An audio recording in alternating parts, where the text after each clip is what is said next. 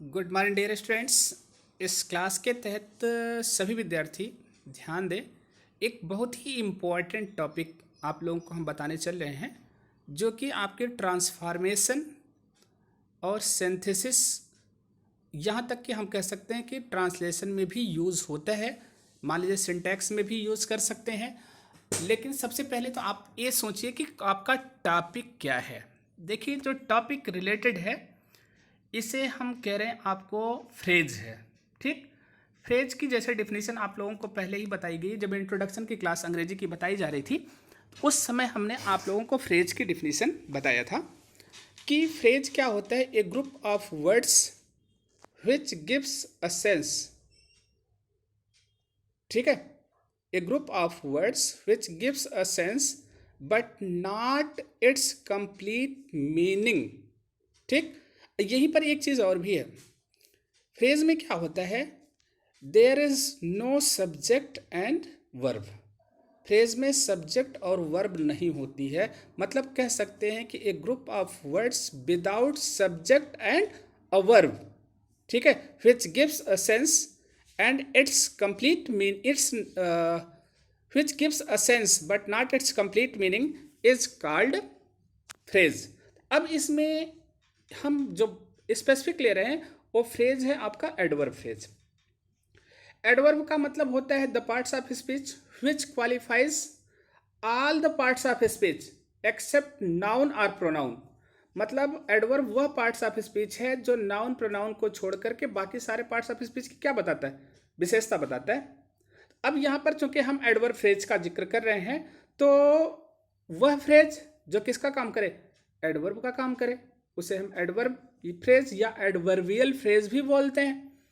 जैसे यहाँ पर लिखा भी गया, देखिए, we have seen that the work of adjective is often done by a group of words called adjective clause. Similarly, the work of an adverb is often done by a group of words.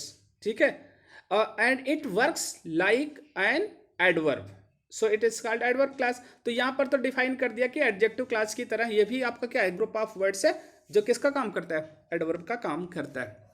अब कुछ examples के through आप यहाँ पर समझ लीजिए। Examine the following pairs of a sentence carefully and certainly. मतलब आपको ध्यान और अवश्य पढ़ना है, निश्चित ही पढ़ना है। जैसे the old man walk carefully, देखिए अभी आप लोगों को लाइव क्लास में बता रहे थे, वहां पर जिक्र आया था केयरफुली, कि इसका एडवर्ब फ्रेज क्या होगा। तो अब नहीं आ रहा था उस समय, मान लीजिए प्रॉब्लम क्रिएट हुई। अब आपको यहां पर हम स्पेसिफिक क्लास ही बता दे रहे हैं आप लोगों को एडवर्ब फ्रेज क्या है। आप लोग अच्छी तरीके से समझ लीजिए, लर्न कर लीजिए। तो लिखा गया द ओल्ड मैन वॉक्स। अब केयरफुली को क्या कर दिया, विथ केयर कर दिया। देखिए विथ प्रीपोजिशन हो गया और केयर लगा दिया। विथ केयर, केयर नाउन हो गया आपका, बन गया। और वॉक्स किसकी विशेषता बताने लगा, विथ केयर एडवर्ब फ्रेज हो गया और वॉक्स की क्या करने लगा, विशेषता बताने लगा। ठीक है, इसलिए एडवर्ब फ्रेज बन गया। अगला लिखिए, केवल यहां आपको याद करना है केयरफुली का विथ केयर बन गया आपका। The new servant work carelessly. Carelessly, अब यहां पर आपको देखना फ्रेज बनाएंगे तो the new servant works without any care. Carelessly क्या हो गया, विदाउट एनी केयर। ऐसे ही लिखा our teacher speak loudly. Loudly को हमने कर दिया क्या, इन अ लाउड मैनर।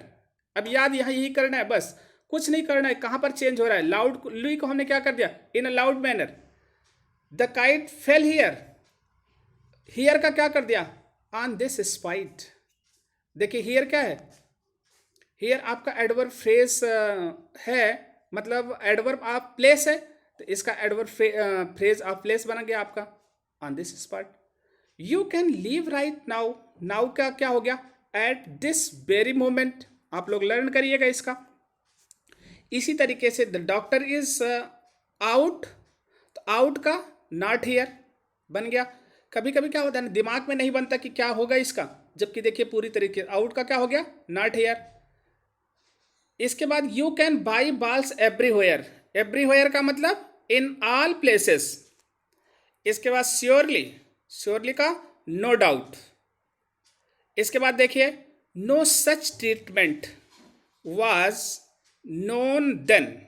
अब यहाँ पर क्या हो गया, no such treatment was in those days, then का क्या हो गया, दोज डेज, इसको आप लोग लर्न कर लीजिएगा, इन दोज डेज हो गया। अब यहाँ पर मान लीजिए ऊपर लिखा गया कैसे आपको समझाया गया है, तो ये सारी चीज़ें आपको बता ही दिए, उसमें कुछ करना नहीं, आप लोग पढ़ लीजिएगा। अब यहाँ पर कुछ इडियम फ्रेजेज हैं जिसको कि आपको लर्न करना है। जैसे लिखा गया है स्किलफुली, तो इन अ स्किलफुल मैनर और with skill, wisely in a wise manner और विथ विजडम, लकली, ठीक है, इसका क्या हो गया, इन अ लकी मैनर और with luck, beautifully in a beautiful style और विथ ब्यूटी, शून का क्या हो गया, इन द नियर फ्यूचर और at any early date, now at this very moment और एट प्रेजेंट। तो आप लोगों को केवल लर्न करके अपनी कॉपी में नोट कर लीजिएगा एडवर्ब फ्रेज की डिफिनेशन, और इसको ये नोट कर लीजिएगा।